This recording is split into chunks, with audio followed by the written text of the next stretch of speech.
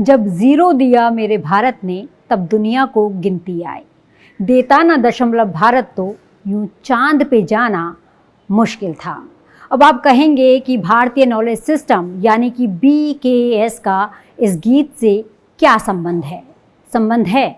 संबंध इसलिए भी है क्योंकि दुनिया भर में विज्ञान ने जितनी भी प्रगति की है उसमें शून्य, दशमलव, भूगोल, खगोल और काल गणना जैसी चीज़ें शामिल हैं, जिनके चलते दुनिया का चांद पे जाना मुमकिन हुआ है। नमस्कार, मैं हूं आपके साथ गीतांजलि राघव और आज खबरों की ABC में बात भारतीय नॉलेज सिस्टम की।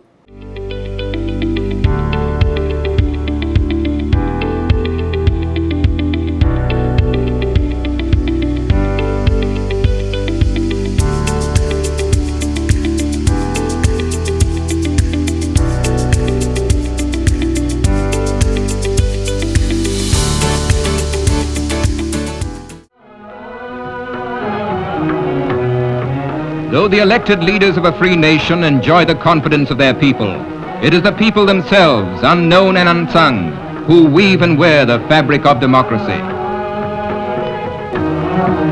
The aims and ideals that became reality on our attaining independence were well expressed through the adult franchise clause incorporated in our constitution. आजादी के 75 साल बाद आखिर भारतीय नॉलेज सिस्टम पर बात करना क्यों जरूरी है? जरूरी इसलिए है कि अंग्रेजों ने एक षड्यंत्र के जरिए भारतीय नॉलेज सिस्टम को सिरे से नकार दिया। संस्कृत को मृत भाषा और वेदों को गडरियों के गीत बता दिया। और मजे की बात यह है कि अंग्रेजियत से प्रभावित भारत के एक बड़े वर्ग ने ये मान भी लिया। इसी मान्यता को खारिज करने का नाम है भारतीय नॉलेज सिस्टम यानी BKS। दरअसल 5000 साल पहले कुरुक्षेत्र में अर्जुन को माध्यम बनाकर श्री कृष्ण ने ये तत्वज्ञान संसार को दिया था। तब से लेकर आज तक अकेले भगवद गीता का दुनिया भर में 75 से ज्यादा भाषाओं में अनुवाद किया जा चुका है।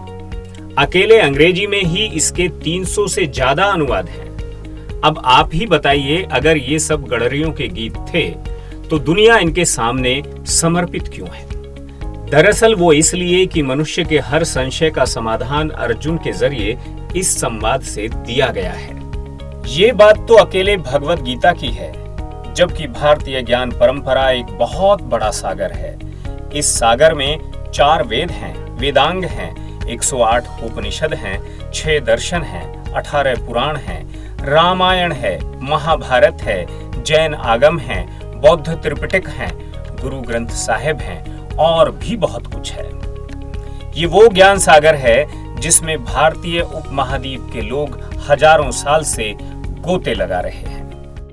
भारत में ज्ञान की इस उज्जवल परंपरा को आगे बढ़ाने का काम जिन भी महापुरुषों ने किया, ये देश यहाँ तक कि पूरी दुनिया उनकी ऋणी है। दरअसल ये सूची बहुत लंबी है। अगर उनमें से किसी एक भी नाम पर ठहरा जाए तो हर विषय इतना गंभीर हो जाता है कि वो शोध के साथ ही पूरा होता है। ये बात सही है कि हमारे समाज ने सबसे पहले प्रकृति को समझा और प्रकृति के साथ जीने की समझ विकसित की, जिसे लेकर आज दुनिया भर में इतनी माथापच्ची हो रही है। ऐसा नहीं है कि वो भौतिक विकास नहीं कर सकते थे। इसलिए कर सकते थे क्योंकि उन्होंने ताम्र युग का निर्माण भी किया, यानी तांबा बनाना भी शुरू किया और लोहा बनाना भी उन्होंने ही शुरू किया। वो अष्ट धातु के उपयोग को भी जान रहे थे। जब दुनिया में अंधकार युग चल रहा था, तब भारत में तक्षशिला, नालंदा, काशी, कांची, अवंतिका, मथुरा, धन्य, गौर, वल्लभी जैसे 39 विश्वविद्यालयों में लाखों भारतीय और विदेशी छात्र पढ़ रहे थे। शायद इसलिए दुनिया, खासकर एशिया में भारत की छवि विश्व गुरु के रूप में स्थापित हो चुकी थी। भारत ने भी इस जिम्मेदारी को समझते हुए पूरी दुनिया को आह्वान किया कि एतत् देशे प्रसूतस्य शका सागाद्र जन्मनाः स्वयं स्वयं चरित्र शिक्षेरेण पृथ्व्या सर्व मानवाः। हे पृथ्वी के सब लोगों, आओ और अपने अपने चरित्र की शिक्षा लेकर अपने अपने स्थानों पर वापस लौट जाओ। दरअसल इस आत्मविश्वास को हम भुला बैठे और शायद इसलिए भारत की प्रतिभा ने भी हार्वर्ड और कैम्ब्रिज जैसे शिक्षण संस्थानों की ओर रुख किया। वरना सच तो यह है कि दशमलव या जीरो की बात तो छोड़िए, आज पूरी दुनिया में जिन अंकों का उपयोग हो रहा है वो भारत से ही दुनिया भर में गए। कैसे गए, हम आपको बताते हैं। दरअसल भारतीय अंकों का इतिहास बहुत पुराना है और वे भारत में गणित और खगोल विज्ञान में उपयोग किए जाते थे। भारत के बाद सबसे पहले अरबी व्यापारियों के साथ ये अंक अरब तक पहुंचे, जिन्हें वहां आज भी हिंदसा यानी हिंद से आया हुआ ज्ञान मानकर मान दिया जाता है। लगभग 825 ईस्वी में फारसी गणितज्ञ अल-ख्वारिज़्मी ने किताब अल हिसाब अल हिंदी लिखी, जिसमें इन भारतीय अंकों का उपयोग किया गया। इसी से वो पूरे अरब जगत में फैल गए। बाद में इन अंकों का लैटिन में अनुवाद हुआ, जिससे वो पूरे यूरोप में फैले। यूरोप में इन अंकों को अरबी अंक के रूप में जाना जाने लगा, हालांकि वे वास्तव में भारतीय मूल के थे। 12वीं और 13वीं शताब्दी में इतालवी गणितज्ञ फिबोनाची ने भी अपनी पुस्तकों में इन अंकों का इस्तेमाल किया, जिससे ये अंक यूरोप में फैल गए। जो चांद हो या मंगल या फिर स्पेस स्टेशन या फिर सुपर कंप्यूटर की गणनाएं, दुनिया के सारे विकास की कहानी यहीं से होकर निकलती है। लेकिन इस कहानी के असल लेखक हम भारतीय ही हैं, ये जानकर हमें एक बार फिर बोलना चाहिए कि हमें गर्व है कि हम भारतीय हैं। ज्ञान जब विशुद्ध होता है तो वो विज्ञान बन जाता है। उसकी ये विशुद्धता प्रयोगशाला के पैमाने पर तो होती ही है, सिद्धांत के प्रयोग की कसौटी पर भी खरा उतर जाने से ज्ञान की परीक्षा हो जाती है। भ्रम हमें कैसे भरमा देते हैं और भारत इनसे कैसे दो चार हुआ, देखिए ये रिपोर्ट। ज्ञान और विज्ञान एक दूसरे के पूरक होते हैं। दोनों में फर्क इतना सा है कि ज्ञान के अनुभूत होते ही वो विज्ञान बन जाता है। इसे ही आधुनिक भाषा में थ्योरेटिकल साइंस और अप्लाइड साइंस कहा जाता है। गजब की बात यह है कि भारत में ज्यादातर रिसर्च ऋषियों ने की। रिसर्च से पहले या यूं कहिए कि विज्ञान से भी पहले उनके लिए एक आदर्श समाज स्थापित करना उनकी प्राथमिकता रही होगी। शायद इसी के बरक्स वेदों, उपनिषदों, दर्शनों और तमाम ग्रंथों की रचना हुई। हमारे समाज ने जो जीवन मूल्य गढ़े, उन्हें जीवन का हिस्सा बनाने की कोशिश हुई। इसी से एक मजबूत सामाजिक व्यवस्था बनाई गई, जिसमें 4 आश्रम और 4 वर्ण बने। आश्रम उम्र के हिसाब से बनाए गए और कर्म के हिसाब से वर्ण तय हुए। बड़ों की नियत में कोई खोट नहीं था, लेकिन आजादी की लड़ाई से लेकर आजादी के बाद कुछ चीजों को विवादित बनाने की कोशिश जरूर हुई। हम एक जिंदा समाज थे। हम संशोधन के साथ अपनी चीजों को और सुंदर बना सकते थे, लेकिन हमने उन्हें सियासत के चलते समाप्त करने का नारा दिया। हम हॉस्पिटैलिटी से आकर्षित हुए और अपनी परंपरा में हॉस्पिटैलिटी के काम को संभालने वाले लोगों को नकार दिया। हमने बड़े ब्रांड और शोरूम में जाकर जूते चप्पल खरीदना शुरू किया, लेकिन अपने चर्मकारों को वो रुतबा नहीं दे पाए। दरअसल ये कारीगर ही पूरी मैन्युफैक्चरिंग की रीढ़ थे। क्या आप जानते हैं कि भारत कभी मजदूरों का देश नहीं रहा। यहाँ या तो किसान थे या कारीगर या फिर कारोबारी। इन्हीं तीनों के बल पर 15वीं शताब्दी तक विश्व व्यापार में भारत का हिस्सा 36% था, जो अंग्रेजों के आने तक भी 24% रहा। लेकिन अंग्रेज देश को कितना लूट चुके थे, इसका अंदाजा इसी से लगाया जा सकता है कि जब वो देश को छोड़कर गए तो 24 के बीच एक दशमलव आकर टिक गया। इस लूट का जिक्र भारत के एक प्रतिभावान सांसद शशि थरूर ने अपनी किताब में बखूबी किया है। इसमें एक और लूट थी, वो थी बौद्धिक लूट। इसके लिए बाकायदा एक सोसाइटी बनाई गई, जिसको एशियाटिक सोसाइटी कहा जाता है, और उसका लक्ष्य था भारत को नीचा दिखाना। उनके पूरे शैक्षणिक पैटर्न को बदल दिया गया। वो भी इस तरह से कि हमारी पीढ़ियां अंग्रेजी सीखते सीखते अंग्रेजियत भी सीख जाएं, ताकि वो ये मानने लगें कि भारतीय नॉलेज सिस्टम जैसी कोई चीज होती ही नहीं है। वो मानने लगें कि हाँ, संस्कृत एक मृत भाषा थी और वेद गडरियों के गीत, ताकि वो ये भी मानने लगें कि भारद्वाज संहिता जैसी कोई किताब है ही नहीं, जिसमें विमान विद्या का विस्तार से जिक्र है, जिसमें विमान को 4 तरह के ईंधन से चलाने का मॉड्यूल है, यहाँ तक कि विमान को अदृश्य किए जाने का डिटेल भी दिया गया है, ताकि वो ये भी मानने लगे कि साणाचार्य ने प्रकाश की गति को हजारों साल पहले एक्यूरेट नहीं बताया था। वो ये मानने लगे कि वैज्ञानिक दृष्टिकोण और उपकरणों का उपयोग करने वाले सिंधु घाटी सभ्यता के लोग भारतीय नहीं बल्कि किसी दूसरी दुनिया के लोग थे, ताकि वो ये मानने लगे कि आर्यभट्ट, ब्रह्मगुप्त और भास्कर जैसे गणितज्ञों ने ही बीजगणित, अंकगणित, त्रिकोणमिति और खगोल विज्ञान में कोई योगदान नहीं दिया।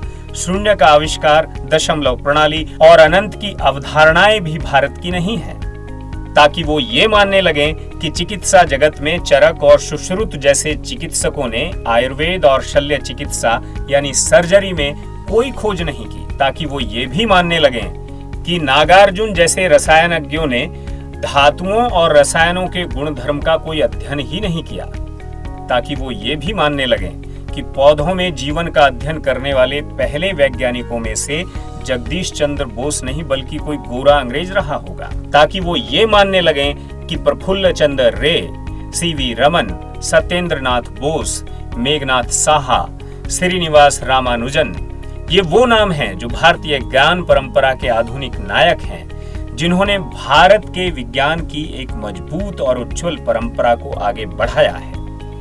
यही वो नायक हैं जिन्हें लेकर देश के तमाम विश्वविद्यालयों में जब ये बताया गया, छात्रों को जगाया गया, तो उन्होंने जरूर इसे समझा होगा, भारतीय ज्ञान परंपरा को समझा होगा, इंडियन नॉलेज सिस्टम को समझा। हालांकि इसे जगाने, समझने और समझाने और इस सिलसिले को जारी रखने की जरूरत अभी भी बनी हुई है। आज भी जब हम भारत के प्रौद्योगिकी विकास परंपरा की बात करते हैं तो कई लोग हमें संदेह की दृष्टि से देखते हैं। दरअसल इन्हीं संदेह से उपजते हैं कुछ सवाल ये कि क्या भारत ने कभी कोई प्रयोग किए? क्या भारत की खुद की कोई टेक्नोलॉजी रही? क्या भारत के पास तकनीकी ज्ञान था? दरअसल ये वो तमाम सवाल हैं जो आज हमसे हमारे कई वैज्ञानिक मित्र पूछ लेते हैं और इन्हीं सवालों का जवाब पेश करती है ये रिपोर्ट। भारत में विज्ञान की उज्जवल परंपरा में इलेक्ट्रिसिटी, मैकेनिक्स, काइनेटिक्स, भूगोल, विमान शास्त्र, नेवी, टेक्सटाइल, गणित, कालगणना, खगोल, आर्किटेक्ट, केमिस्ट्री की मिस्ट्री, वनस्पति, कृषि, प्राणी और उसका स्वास्थ्य, और फिर उसमें वनस्पति के स्वास्थ्य के लिए वृक्ष आयुर्वेद हो या पशुओं के स्वास्थ्य के लिए गो आयुर्वेद, सब कुछ पढ़ाया जा रहा था, सबके ऊपर अनुसंधान हो रहा था। आज जो कुछ है वो प्रमाण के साथ है। हम तो ये मान चुके थे कि वैज्ञानिक परंपरा पश्चिम की ही देन है। भारत गणित में अच्छा है, बहुत अच्छा। भारत का दर्शन आश्चर्यजनक है, अति उत्तम है। कृषि के क्षेत्र में भी भारत ने कुछ किया है, किंतु जैसे ही आप भारत के प्रौद्योगिकी विकास परंपरा की बात करें तो लोग संदेह की दृष्टि से देखने लगते हैं। क्या कभी भारत ने भी प्रयोग किए? भारत में कोई प्रौद्योगिकी कभी रही भी है क्या? क्या भारतीयों को कोई तकनीकी ज्ञान था? ये ऐसे यक्ष प्रश्न हैं जो कई वैज्ञानिक मित्र आज भी पूछ बैठते हैं। ज्यादातर छात्रों को हमारी अद्वितीय वैज्ञानिक उपलब्धियों की कोई जानकारी ही नहीं है। बात अगर यूरोप की करें तो सन 1662 में स्थापित हुई रॉयल सोसाइटी के लोग हफ्तों तक इस प्रश्न पर बहस कर रहे थे कि जीवित मछली में वजन ज्यादा होता है या मरी हुई में। वे इसका उत्तर खोज नहीं पाए, जबकि भारत में लोगों की तो बात छोड़िए, वृक्षों पर पूरे अनुसंधान के साथ वृक्ष आयुर्वेद के नाम से एक ग्रंथ लिखा गया था। कुछ वर्षों पहले वृक्ष आयुर्वेद पर एक पुस्तक प्रकाश में आई। यूनेस्को के एक अधिकारी ने इस पुस्तक को खोजा। पुस्तक की संस्कृत पांडुलिपि उनके हाथ लगी। हमारे देश के वनस्पति वैज्ञानिकों को इस ग्रंथ की कोई जानकारी नहीं थी। इस प्राचीन पुस्तक में प्रकाश संश्लेषण, बीजों के निर्माण, कोशिकाओं में प्लाज्मा की उपस्थिति, पत्तियों में कोशिकाओं के होने, वृक्षों द्वारा गैसों का निर्माण, सरीखी तमाम बातें दर्ज हैं। ये पुस्तक 5000 साल पहले महाभारत काल में महर्षि पाराशर ने लिखी थी। यानी हमें सूर्य की किरणों से वृक्षों की पत्तियों में होने वाले प्रकाश संश्लेषण, पत्तियों की कोशिकाओं और उसमें मौजूद प्लाज्मा की जानकारी थी। यूनेस्को ने इस पुस्तक को मान्यता दी।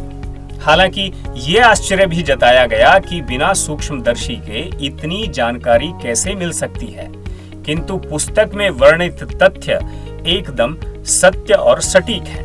आगे बढ़ते हैं। पाइथागोरस प्रमेय वस्तुतः ग्रीक गणितज्ञ पाइथागोरस का नहीं है। इसकी खोज कई शताब्दियों पहले बोधायन ने की थी। बोधायन के ग्रंथ शुल्ब सूत्र में ये पहले से दर्ज है, जबकि इसे भारत में पाइथागोरस के नाम से पढ़ाया गया। हीन भावना के हम इतने शिकार हुए कि ये सोच बन गई कि हम भारतवासी इतने प्रतिभावान आखिर कैसे हो सकते हैं। जब यूरोप ने जस्ते और पारे का पता लगाया, उसके सैकड़ों साल पहले हमारे देश में इनका धातु विज्ञान और औषधियों में इस्तेमाल बखूबी हो रहा था। नागार्जुन ने इन दोनों के अलग अलग प्रयोगों का सविस्तार जिक्र किया है, लेकिन इसे हम मानने के लिए कतई तैयार नहीं थे। दरअसल अंग्रेजों ने सबसे बड़ा षड्यंत्र ये किया कि हमारे पाठ्यक्रम से उन्होंने धीरे धीरे विज्ञान और प्रौद्योगिकी में भारत की प्रगति के सभी संदर्भ हटा दिए। केरल में आज भी अर्णामुना को कौन नहीं जानता, जिस शीशे को हजारों साल से अपनी बेटियों को विदाई में देने की प्रथा है। ऐसी तमाम तकनीक हमारे पास रही हैं, जिनके दस्तावेज आज भी हैं और कई प्रमाण भी, जिनमें दिए गए प्रयोगों को साबित करने के लिए एक बार फिर से प्रयोग की जरूरत है। प्रयोगशालाओं में भारतीय ज्ञान परंपरा अपनी परीक्षा देने के लिए तैयार है। इसमें से ज्यादातर प्रयोग तो ऐसे हैं जो स्वयं सिद्ध हैं, जो हो चुके हैं। जरूरत उन्हें आधार बनाकर भारत को और आगे ले जाने की है।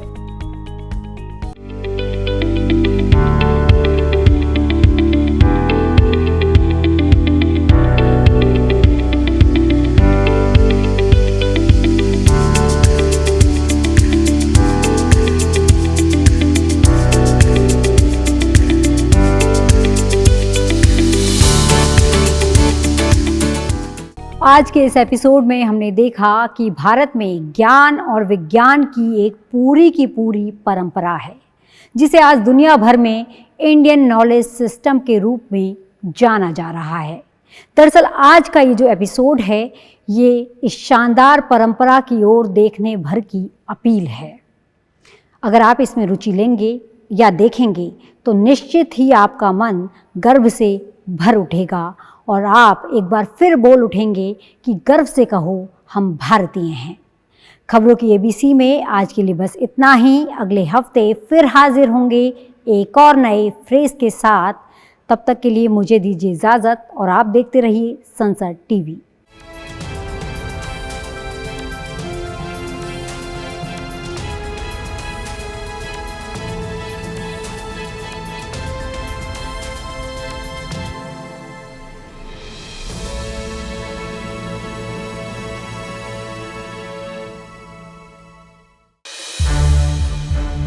संसद टीवी के और भी प्रोग्राम्स देखने के लिए सब्सक्राइब करें हमारा YouTube चैनल और हाँ, इन्हें लाइक और शेयर करना ना भूलें।